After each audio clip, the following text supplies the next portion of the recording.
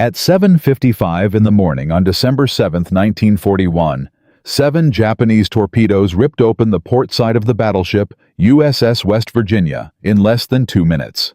106 men died instantly. 3 others were trapped alive in compartment A-111, 40 feet below the waterline, with no way out, no way to contact the world above. They had watches. They had a calendar. They had emergency rations. They marked each day with red pencil. December 7th, December 8th, December 9th, December 10th. The Japanese didn't know that sinking the West Virginia that morning would trigger the most devastating act of naval revenge in American history. 10,500 Japanese sailors and aviators dead. 29 warships destroyed. The United States came back, and the West Virginia led the charge. But before we tell you about that revenge, we have to go back to compartment A-111. Back to 3 young men with a calendar on the wall. Ronald Endicott, 18 years old. Clifford Olds, 20 years old. Lewis Costin, 21 years old. They marked day 11, day 12, day 13. Outside rescuers heard tapping sounds from inside the hull. They reported it to officers. Officers told them it was just debris floating inside the flooded hull hitting metal. This explanation was given because it was the only explanation that corresponded to available action. The harbor was 40 feet deep. Divers who could work in those conditions were busy with more easily reachable survivors on other ships. The tapping was documented in multiple reports. Nothing was done. Day 14, day 15, day 16, day 17, day 18, day 19, day 20, day 21, day 22, December 23, 1941. The last X was drawn in red pencil. After that, no more marks. 5 months later, salvage crews opened compartment A-111. They found the calendar. They found the empty ration containers. They found the freshwater hatch opened. They found 3 men. The Navy told their families all 3 died on December 7th. Easier than the truth. 3 years later, the West Virginia that Japan had sent to the bottom of Pearl Harbor would return to war with technology the Japanese didn't know she possessed.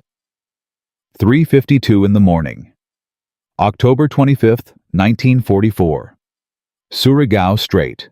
Complete darkness. West Virginia's radar locked onto the Japanese battleship Yamashiro at a distance of 42,000 yards, 24 miles, while every other ship in the American battle line was still searching. The order to open fire was given. The first shells left the barrel. I spent 8 hours writing, editing, and researching this story to get every number and every date exactly right, because this is the most complete act of naval revenge in the history of warfare, and because 3 men who marked 16 days with red pencil on a calendar in a flooded compartment deserve to have someone trace precisely what their country did with their deaths. December 7th, 1941 was not an ordinary day in American history. It was the day Japan executed an attack designed to achieve a specific strategic objective: destroy the United States Pacific Fleet's battleship force before it could interfere with Japanese operations across Southeast Asia and the Pacific.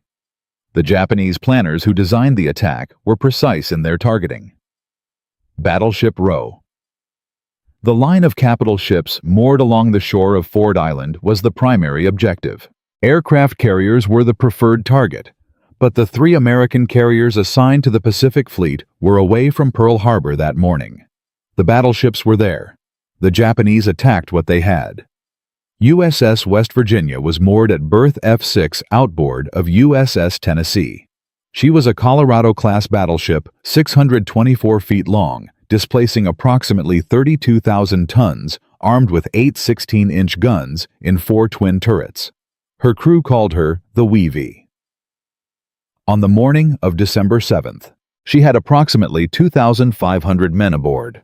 The attack began at 7:55. Torpedo bombers came in low over the harbor and released their weapons in shallow runs, designed to prevent the torpedoes from plunging too deep in the confined water. Japanese engineers had spent months modifying their Type 91 torpedoes with wooden stabilizing fins to keep them running shallow enough to function in Pearl Harbor's 40-foot depth. The modifications worked. The first torpedo struck West Virginia's port side at 7:55. The second followed almost immediately, then a third, then more. 7 torpedoes in total struck her port side, tearing open sections of hull below the waterline. 2 armor-piercing bombs struck the superstructure. West Virginia's port side, as the official damage report later described it, was literally blasted away. Water flooded the ship faster than damage control crews could respond. She began listing to port, threatening to capsize, as USS Oklahoma was already doing nearby. Oklahoma would roll completely over, trapping hundreds of men inside her hull. West Virginia was seconds from the same fate. Lieutenant Claude Ricketts was the fire control officer and one of the few officers to reach his battle station in the first minutes of the attack. He ordered counter-flooding, deliberately flooding the starboard voids and compartments to offset the weight of water entering the port side. The decision was the correct one. It required cool calculation in the middle of an attack that had been underway for less than 2 minutes. It saved West Virginia from capsizing and saved hundreds of men from being trapped as Oklahoma's crew had been. It also, in the specific geometry of that flooding ship, sealed the 3 men in compartment A111 more completely than any direct action could have. Counterflooding meant water entered spaces throughout the ship in a controlled pattern, the compartment that Endicott holds, and Costin had entered following standard emergency procedure that required them to seal watertight doors at their battle station, became airtight as the water rose around it. The ship settled to the harbor floor on an even keel, with her superstructure above the waterline salvageable, and the men inside A111 were 40 feet below the surface with no means of communication and no way for anyone above to reach them. Captain Mervyn Bennion was on the bridge when shrapnel from an explosion aboard USS Arizona moored nearby struck him in the abdomen. The wound was severe. Bennion remained at his post and continued directing the ship's response as his condition worsened. He refused to be moved below. He died on the bridge of his ship, still giving orders. He was awarded the Medal of Honor posthumously. He was one of the 106 men counted in West Virginia's final tally of dead. The night before the attack, on the evening of December 6th, Clifford Olds and his friend Jack Miller had been on shore leave at the Monkey Bar in Pearl City. A barmaid offered to take their photograph. They declined to buy the print. What would 2 young sailors on a Saturday night do with a photograph of themselves in a bar? Miller told her to keep it. Within 10 hours, that photograph was the last image of Clifford Olds before the world he was standing in ceased to exist. Miller went back to the bar after 2 weeks at sea and retrieved the negative. He kept it for the rest of his life. In compartment A111, the 3 men had water and food. They had their watches. They had the calendar. Nobody came. Sailors on the ships moored alongside the wreck of West Virginia reported in the days after the attack hearing tapping sounds coming from below decks. They reported it to their officers. Their officers told them it was the sound of wreckage and debris floating inside the flooded hull striking metal. This explanation was given because it was the only explanation that corresponded to available action. The harbor was 40 feet deep. The divers who could work in those conditions were occupied with more immediately reachable survivors on other ships.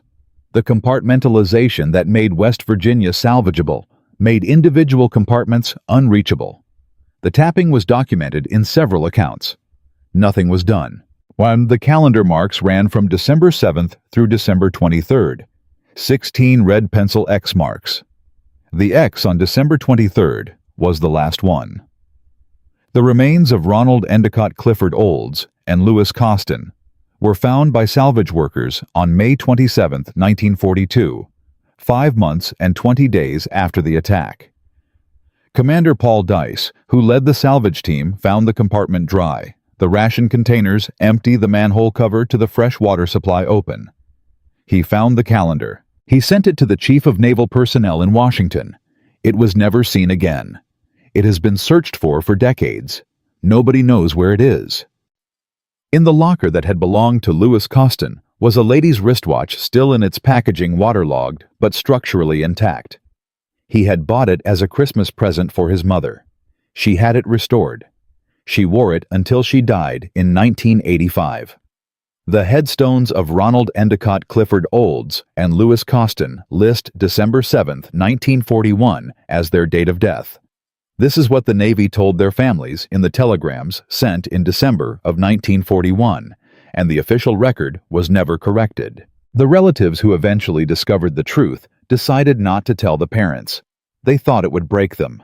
The official damage assessment of USS West Virginia, compiled after divers had inspected the wreck in the weeks following the attack, described the damage in terms that were not encouraging. 7 torpedo hits, 2 bomb hits. The midship section badly wrecked both below and above the waterline. Fires had burned through the superstructure. The electrical systems were destroyed. The propulsion systems were flooded. The report concluded that the ship was, in the precise language that engineering assessments use, hardly worth repairing. The decision to repair her was made anyway. The Navy's reasons were partly practical and partly something that practical language does not easily describe. The practical reason was that West Virginia was a battleship, and battleships took years to build. Whatever the cost of repair, it was less than the cost of replacement. And replacement would take time that the war did not provide. The other reason was that the Navy had decided in the weeks after Pearl Harbor that the ship sunk on December 7th would return to the war. This was not a tactical calculation. It was a statement about what the attack meant and what the response would be. Workers fixed cofferdams around the worst of the torpedo holes and poured special concrete that hardened underwater, sealing the breaches. 800,000 gallons of fuel oil were pumped out to reduce weight. All ammunition was removed. The water was pumped out compartment by compartment. West Virginia was refloated on May 17, 1942, and taken to Dry Dock No. 1 in Pearl Harbor for initial inspection. She was then sent to the Puget Sound Navy Yard in Bremerton, Washington, where she would spend the next 2 years being rebuilt. The ship that emerged from Puget Sound in July of 1944 was, in the words of the engineers who had worked on her, barely recognizable as the same vessel. The hull had been widened with torpedo protection blisters extending outward from the waterline. The cage masts that had characterized American battleships since before the First World War were gone, replaced with a compact modern tower structure capable of supporting the weight of new electronic equipment. The secondary armament had been completely replaced with modern 5-inch dual-purpose guns. The anti-aircraft battery had been substantially expanded. The fire control system had been rebuilt from the ground up. The critical installation was the Mark 8 fire control radar. The Mark 8 was the most advanced targeting system available to the United States Navy in 1944. It could track surface targets at ranges measured in tens of miles in any weather, in any light condition, including complete darkness. It generated firing solutions with a precision that optical range-finding systems could not approach in daylight and could not achieve at all in darkness.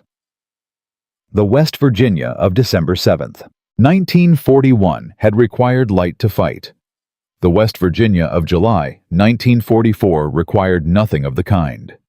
She could find a ship in the dark, calculate its course and speed and bearing, and place a 16-inch shell on it before any lookout aboard the target ship could report a contact.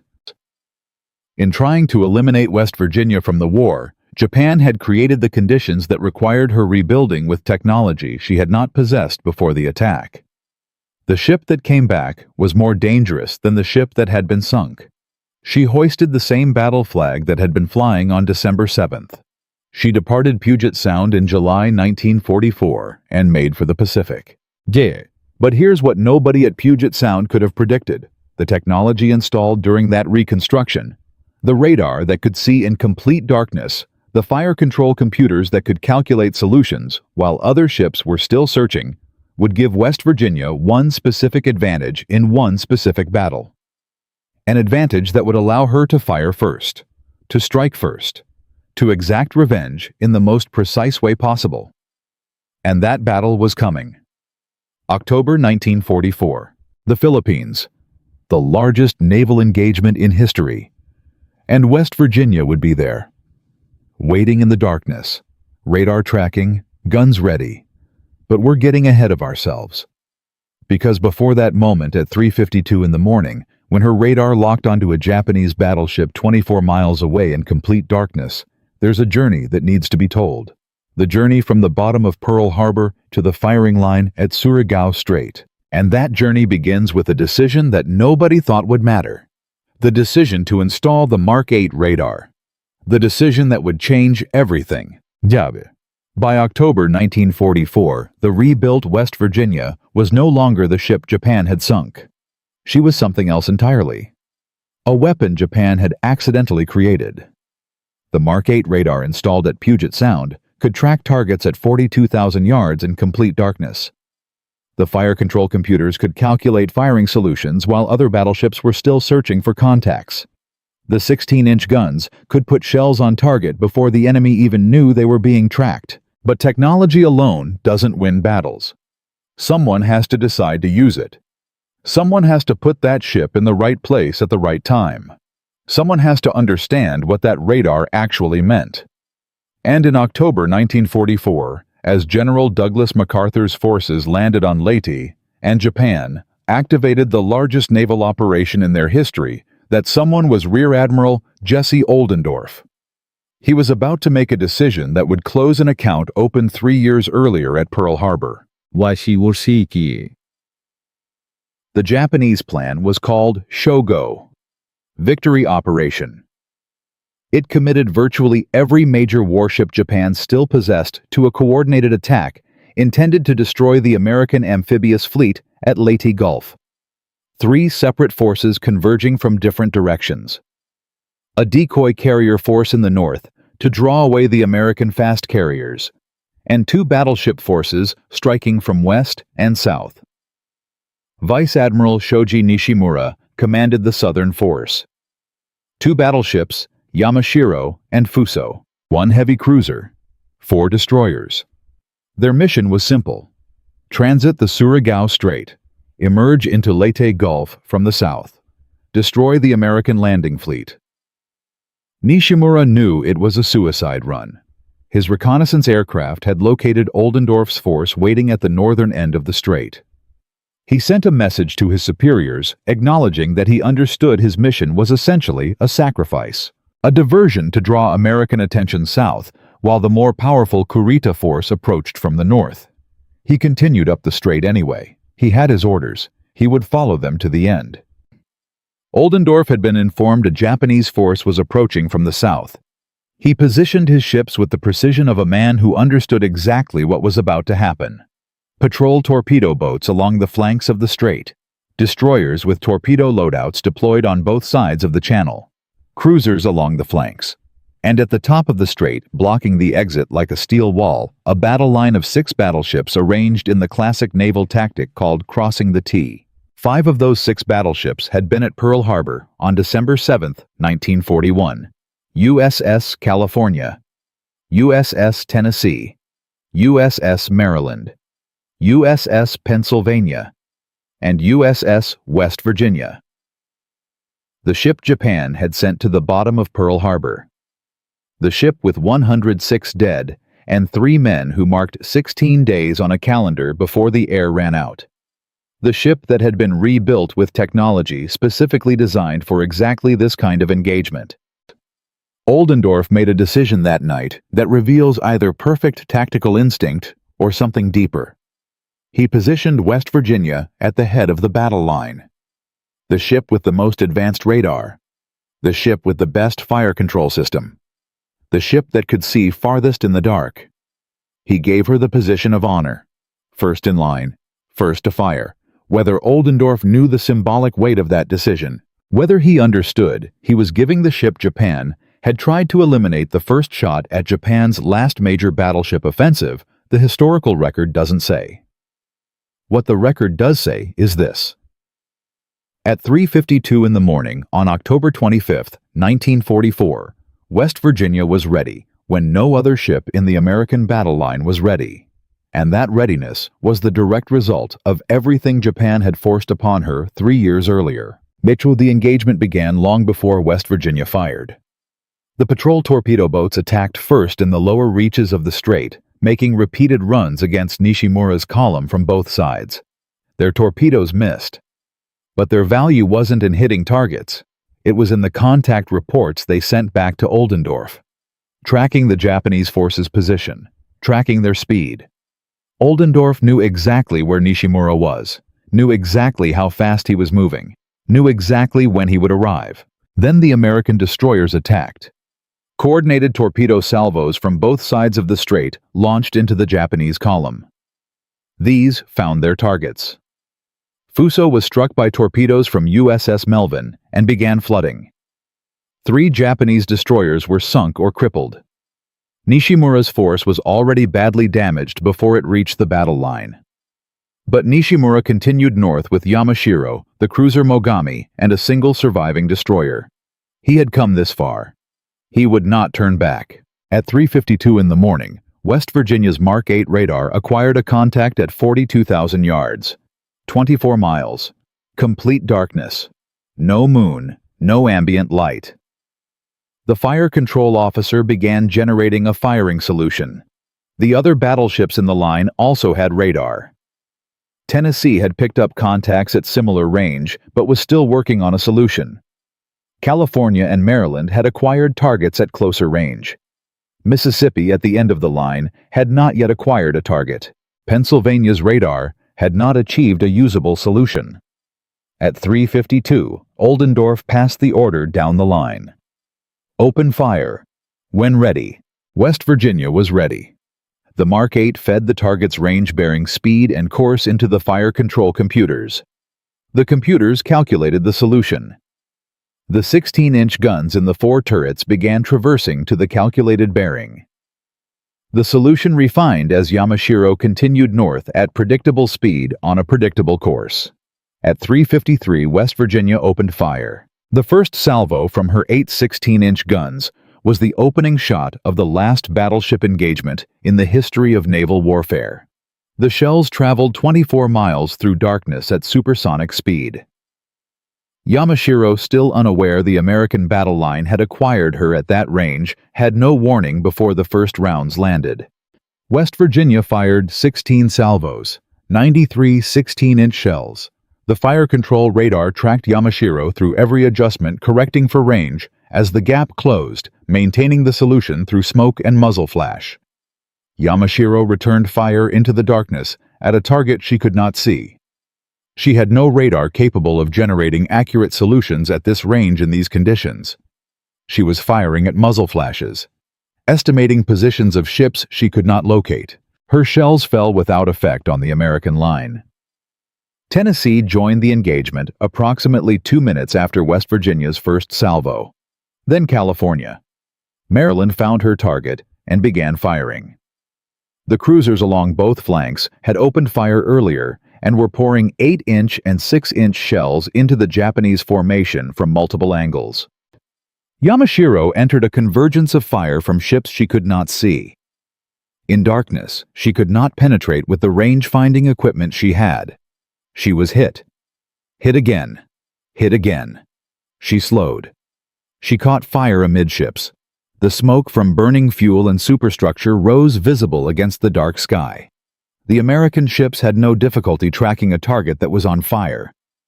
Destroyer Benion, named after the captain who died on West Virginia's bridge at Pearl Harbor, put a torpedo into Yamashiro at 4:05. The symbolism of that moment. The destroyer, named after West Virginia's dead captain, delivering the killing blow to the Japanese battleship that West Virginia had been systematically destroying for the past 12 minutes. Whether anyone aboard Benion understood the connection in the chaos of night combat, the record doesn't say. But the connection existed. Yamashiro continued north, still firing for 14 more minutes. Her crew worked the guns until the end. At 4:19, Yamashiro capsized to port and sank. Nishimura went down with his ship. Of a crew of approximately 1,400 men, fewer than 10 survived the sinking and the shark-infested waters of the strait. The engagement from West Virginia's first shot to Yamashiro's sinking lasted 27 minutes. Fuso had already been gone for nearly an hour, sunk by destroyer torpedoes in the lower strait before Nishimura's force reached the battle line. Of her crew of more than 1,600, only 10 survived to return to Japan. The destroyers Yamagumo Michishio and Asagumo had been sunk or crippled in the destroyer attacks. The cruiser Mogami, badly damaged and on fire, attempted to retreat south. American aircraft found her the following morning and finished her. Of Nishimura's entire southern force, only the destroyer Shigure escaped the strait intact. Vice Admiral Shima's second attack force, which had been following approximately 40 miles behind Nishimura, encountered the burning remnants of the battle in the darkness, concluded that pressing forward was pointless, and turned south. The southern approach to Leyte Gulf was closed. American casualties at Surigao Strait: 39 killed, 114 wounded, 1 PT boat sunk. Japanese casualties: more than 4,000 dead, 2 battleships destroyed, 1 cruiser destroyed, 3 destroyers destroyed. The disparity in those numbers tells you everything about what technology and preparation can do against courage without either. But here's what those numbers don't tell you. The Battle of Surigao Strait wasn't just a tactical victory, it was the closing of an account. 5 ships that Japan had specifically attacked on December 7, 1941, returned to destroy the last Japanese attempt to use battleships offensively. The strategic objective of the Pearl Harbor attack had been to eliminate the American battleship force as an instrument of war. Not only had that objective failed to prevent American victory, it had failed in a specific, precise way. The ships Japan attacked returned to fight in the battle that ended Japanese naval power as an organized force.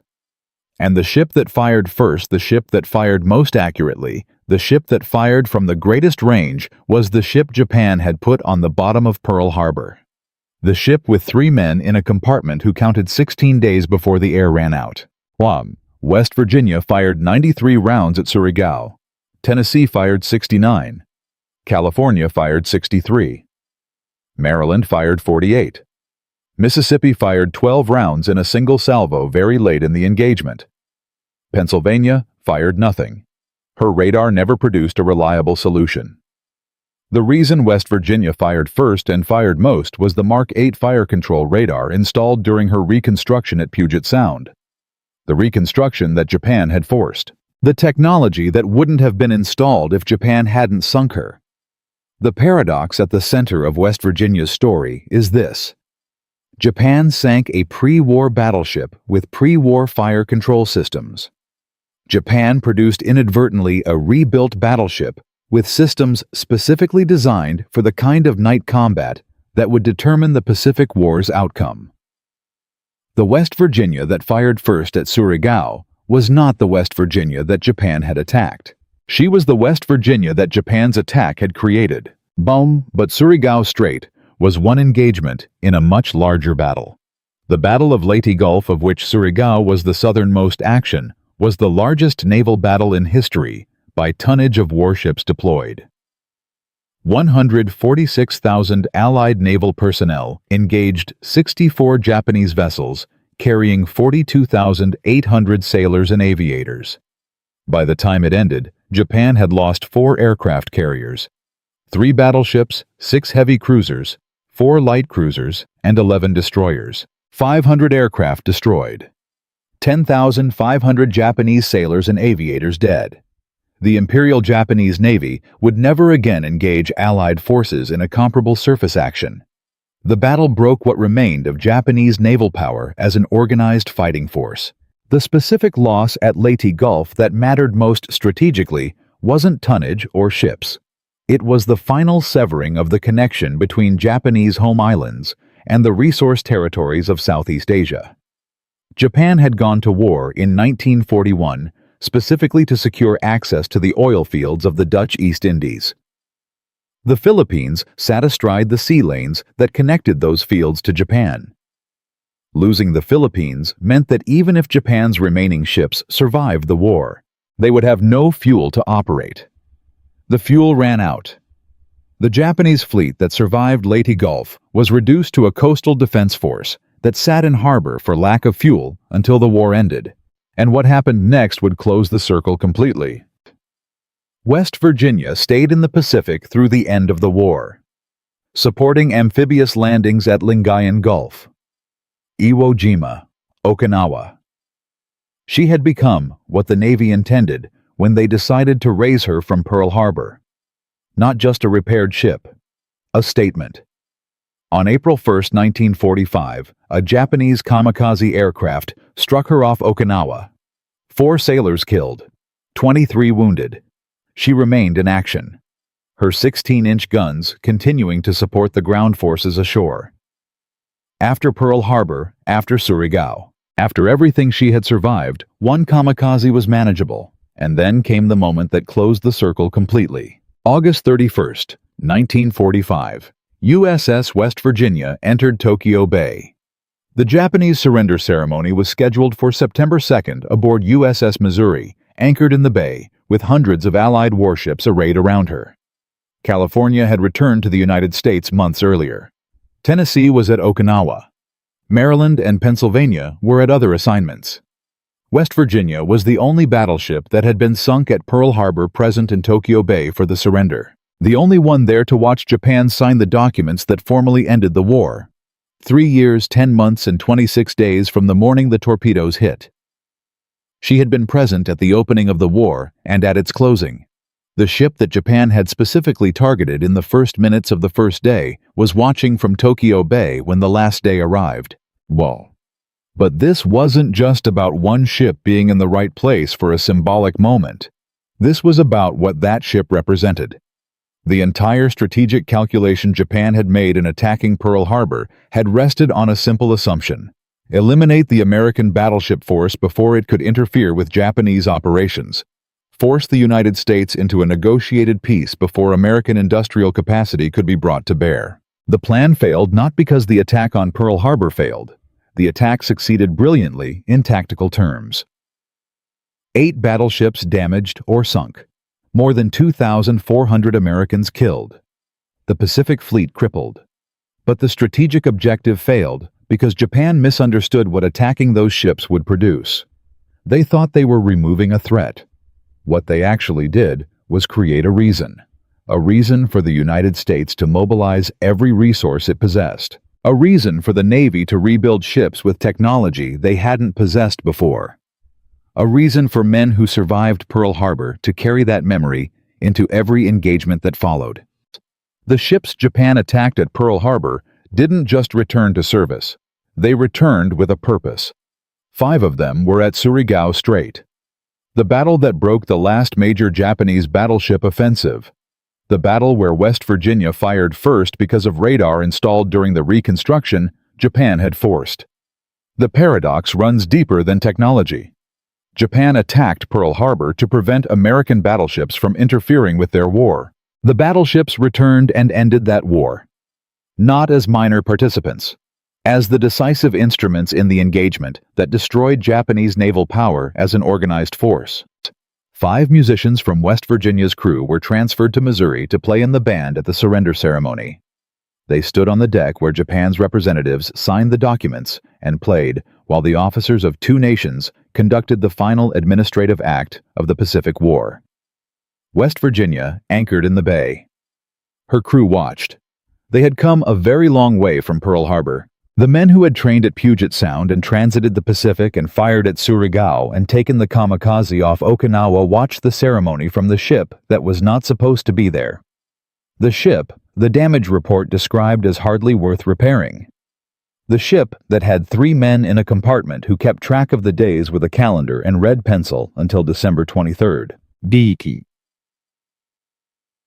But here's what nobody talks about when they discuss the strategic impact of Surigao Strait, or the symbolic weight of West Virginia's presence in Tokyo Bay. The cost. Not the cost in fuel and ammunition and repair work. The cost in the 3 men who marked 16 days before the air ran out. Ronald Endicott, 18 years old. Clifford Olds, 20 years old. Louis Costin, 21 years old. Their headstones say December 7, 1941. The calendar said December 23rd. The Navy's reasons for the discrepancy are understandable. Correcting the official record would have required acknowledging to 3 families that their sons had survived the attack and spent 16 days dying in a sealed compartment 40 feet below the surface. The families who found out chose not to tell the parents. They thought it would break them. Commander Paul Dice, who found the calendar when salvage crews opened compartment A111 on May 27, 1942, sent it to the Chief of Naval Personnel in Washington. It was logged, routed, lost. The Naval Historical Center has looked for it for decades. Bernard Cavalcante, who headed operational archives for naval history for 30 years, searched for it repeatedly. It has not been found. The clock from the adjacent pump room, an 8-day Seth Thomas, was kept by Dice as a personal memento and later donated to the West Virginia State Museum in Parkersburg, where it remains. It still works. The calendar does not exist anywhere that can be found. But in the locker that had belonged to Buddy Costin was the wristwatch he had bought as a Christmas present for his mother. She had it restored. She wore it until her death in 1985. When her son Harlan, who had served in the Navy and had been the first family member to learn the truth about how his brother died, went through her belongings, the watch was there. The watch had been bought by a 21-year-old sailor the week before he was sealed in a compartment and could not be reached. It had traveled from Pearl Harbor to a Navy logistics system, to a salvage crew, to a family in Indiana, to a woman who wore it for 43 years.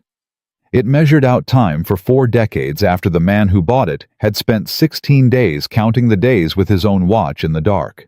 And West Virginia was decommissioned in January 1947. She was held in reserve for 12 years and stricken from the Navy list in 1959. She was sold for scrapping in 1961. The metal of which she was made was broken down and recycled.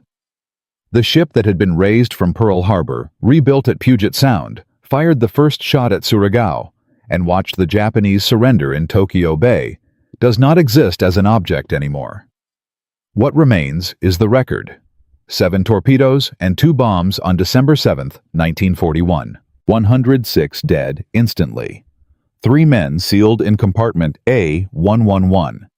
16 days, and then the calendar stopped. 2 years and 2 months of reconstruction.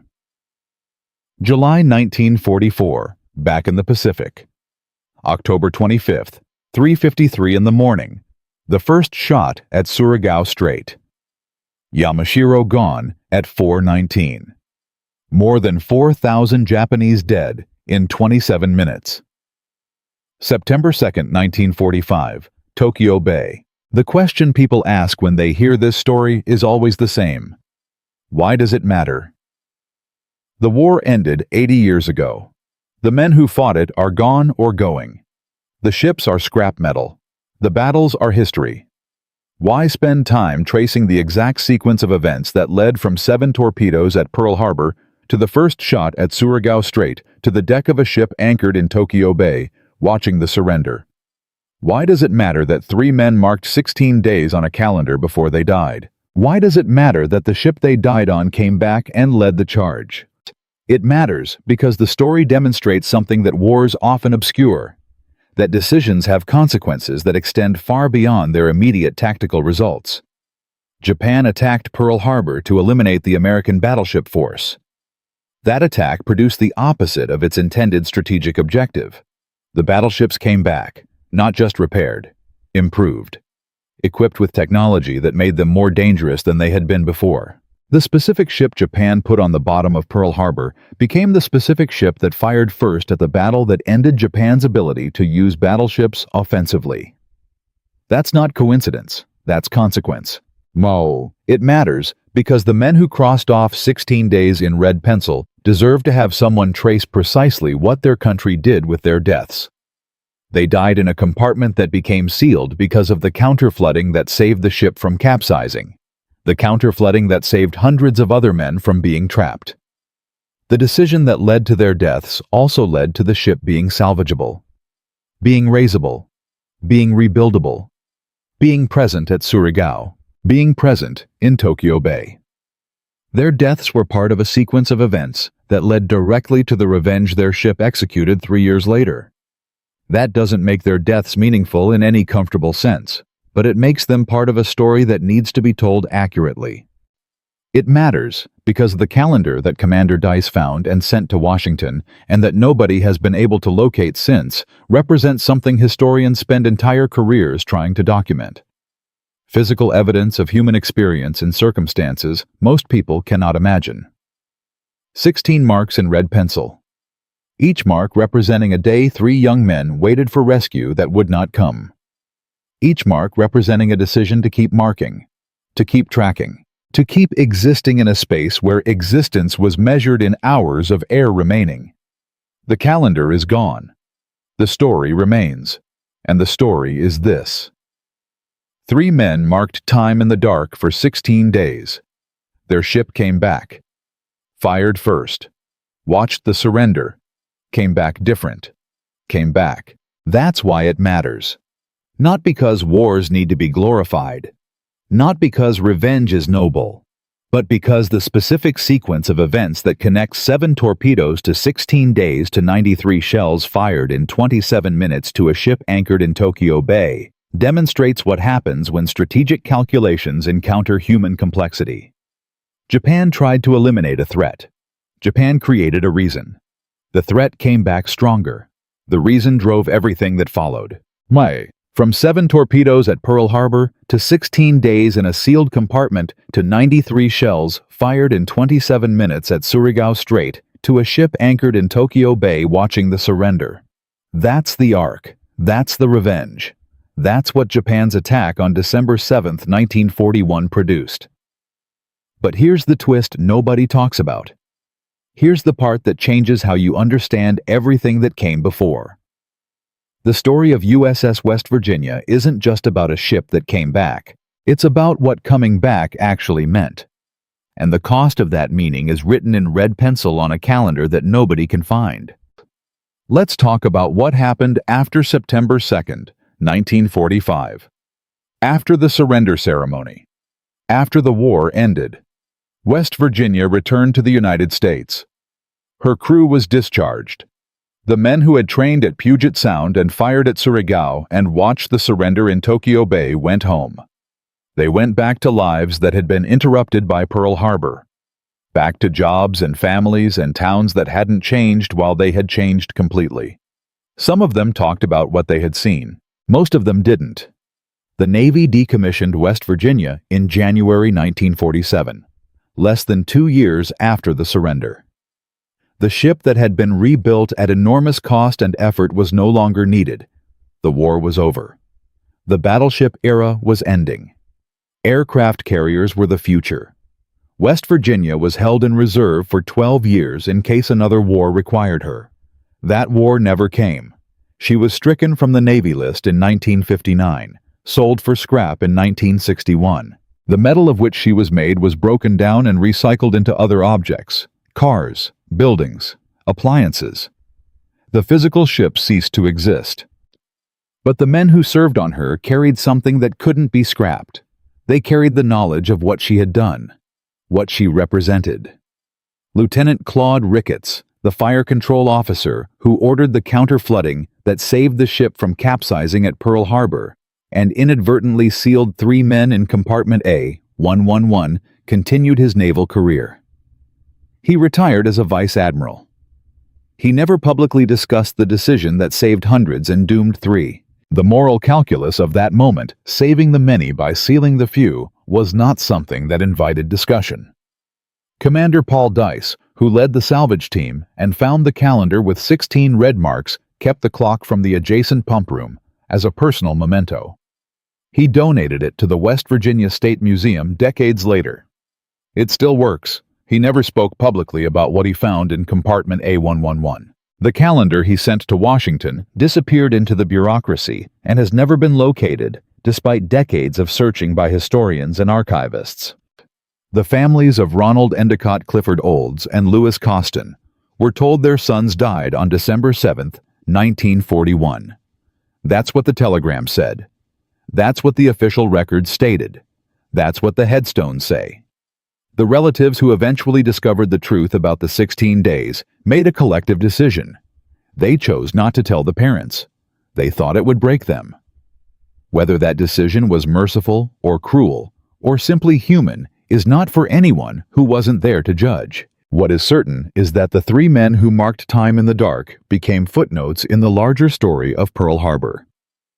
Their deaths were counted in the total of 2,403 Americans killed that day. The specific circumstances of those deaths were filed away. Documented but not publicized. Known but not discussed. But here's where the story gets complicated. Here's where the neat narrative about revenge and rebuilt ships and symbolic justice runs into the messy reality of what actually happened. The Mark 8 fire control radar that allowed West Virginia to fire first at Surigao Strait didn't just appear on that one ship. It was installed on multiple vessels during the massive mid-war refits that transformed the U.S. Navy's battleship force. The technology that made West Virginia decisive at Surigao was the result of lessons learned from night combat around Guadalcanal in 1942 and 1943. Lessons paid for in blood by sailors on ships that didn't have radar fighting Japanese forces that didn't need it because they had superior night optics and years of training. The Mark 8 was revolutionary. But it was also the product of institutional learning driven by tactical necessity. West Virginia happened to be the Pearl Harbor survivor that received the most comprehensive refit. She happened to be positioned at the head of the battle line at Surigao. She happened to fire first. The symbolic weight of those facts is enormous. But the causal chain is messier than the revenge narrative suggests. Japan didn't intentionally create the conditions for their own destruction by attacking Pearl Harbor. They created conditions that forced American technological and industrial adaptation. That adaptation would have happened regardless of which ships were sunk or where. West Virginia's specific role at Surigao was the intersection of strategic necessity, technological capability, and tactical positioning. The fact that she was a Pearl Harbor survivor added meaning. But that meaning was imposed retroactively by people looking for patterns in chaos. The universe doesn't care about narrative symmetry. Wars don't follow plot structures. The connection between Pearl Harbor and Surigao exists because historians and storytellers need it to exist. Because humans need to believe that suffering produces purpose. That sacrifice generates meaning. That the deaths of 3 men in a compartment counting days with red pencil contributed to something larger than just their own ending. And maybe it did. Maybe the decision to raise West Virginia from the harbor floor instead of writing her off as the damage report suggested was driven by something beyond tactical calculation. Maybe the Navy understood that bringing her back mattered in ways that spreadsheets don't capture. Maybe the men who rebuilt her at Puget Sound worked harder because they knew what she represented. Maybe the crew that took her to Surigao fought with the memory of December 7th driving them. Maybe all of that is true. Or maybe West Virginia was just one more ship in a fleet of hundreds doing the job she was designed to do with equipment that would have been installed regardless of her history. Both things can be true simultaneously. The symbolic weight and the mundane reality. The revenge narrative and the institutional process. The meaning we impose and the chaos that actually happened. The Mark 8 radar technology continued development after the war. It influenced fire control systems for decades. The principles behind it using electromagnetic radiation to track targets and generate firing solutions became fundamental to modern naval warfare. Every guided missile system, every modern naval gun, every piece of targeting equipment on warships today traces lineage back to the radar development programs of World War II. The technology that allowed West Virginia to fire first at Surigao evolved into systems that made battleships themselves obsolete. The missiles that replaced guns required the same basic technology: detection, tracking, fire control. The descendants of the Mark 8 are still in service on ships that would be unrecognizable to the men who served aboard West Virginia. The technical legacy is clear, measurable, documented in specifications and performance data and operational records. But the human legacy is more complicated. What does it mean that 3 men marked 16 days before they died? What does it mean that their ship came back and fired first?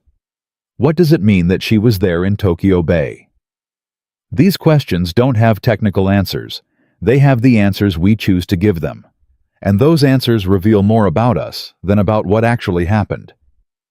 We want to believe that Endicott and Olds and Costin didn't die for nothing, that their deaths contributed to something, that the ship they died on avenged them, that Japan paid for what happened in compartment A111. We need that narrative because the alternative is unbearable. The alternative is that 3 young men suffocated in the dark for no reason, while people above them heard tapping and did nothing because nothing could be done, that their deaths were tactical consequences of damage control decisions made in seconds under attack, that the universe doesn't keep score, that revenge is a story we tell ourselves to make sense of senseless things. The USS West Virginia was scrapped in 1961. The metal was recycled. The men who served on her are dead or dying. The battles she fought are history. The technology she carried is obsolete. The symbolic weight we assign to her presence at Surigao and Tokyo Bay matters only to the extent that we choose to remember it. And memory is selective. We remember the revenge, the comeback, the first shot. We don't remember that the Maryland fired 48 rounds at Surigao, that the Tennessee fired 69, that the California fired 63, that West Virginia's 93 rounds were part of a larger engagement involving hundreds of shells from multiple ships. We don't remember that Surigao Strait was one action in a much larger battle, that Leyte Gulf was one battle in a much longer war, that the war was one event in the continuing flow of human history. We compress complexity into narrative. We find patterns in chaos. We assign meaning to accidents of positioning and timing and technology. And maybe that's okay. Maybe the meaning we impose is real enough. Maybe the story of a ship that came back and fired first and watched the surrender matters because we decide it matters. Maybe 3 men who marked 16 days deserve to have someone remember exactly what happened to them and exactly what their ship did afterward. Maybe the connection between Pearl Harbor and Surigao and Tokyo Bay is significant, not because the universe arranged it that way, but because we choose to see it that way. Maybe revenge is less important than remembrance. Maybe what matters isn't whether West Virginia avenged Endicott and Olds and Costin. Maybe what matters is that we know their names, that we know they marked 16 days, that we know their ship came back. From 7 torpedoes to 16 days to 93 shells to Tokyo Bay. That's the story. Simple and complicated, meaningful and meaningless, true in the facts and constructed in the narrative. USS West Virginia came back different. She came back. And in the end, maybe that's enough.